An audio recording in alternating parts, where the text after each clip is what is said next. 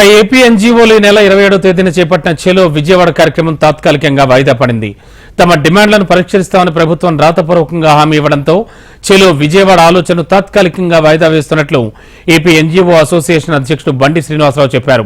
ప్రభుత్వం 2 దఫాలుగా నిర్వహించిన జాయింట్ స్టాఫ్ కౌన్సిల్తో పాటు తమ డిమాండ్లను బలంగా వినిపించామని చెప్పారు. ప్రభుత్వం రాతపూర్వకంగా హామీ ఇవ్వడం ఏపీ ఎన్జీఓ అసోసియేషన్ విజయం అన్నారు. ఉద్యోగులపై పెట్టిన కేసులను మాత్రం నిరసిస్తున్నట్లు బండి శ్రీనివాసరావు చెప్పారు. ప్రభుత్వం తీసుకునే నిర్ణయాలను బట్టే తర్వాతి కార్యాచరణ ఉంటుందని బండి చెప్పారు.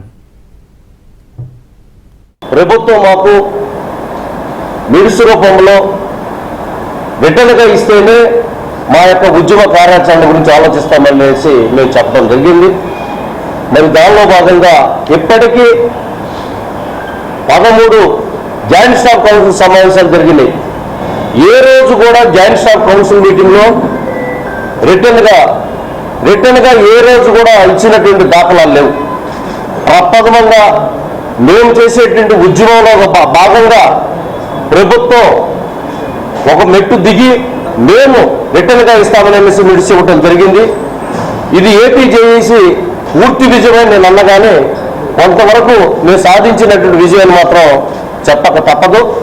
ఇప్పుడు జరిగినటువంటి జూమ్ మీటింగ్ కానీ సెక్రటేరియట్ మీటింగ్ కానీ సుదీర్ఘంగా మేము చర్చించిన మీదట ఒక నిర్ణయం తీసుకోవడం జరిగింది. రేపు జరగబోయేటువంటి 27వ తారీఖున జరగబోయేటువంటి చెలో విజయవాడ ప్రోగ్రాన్ని తాత్కాలికంగా వాయిదా వేస్తున్నాము.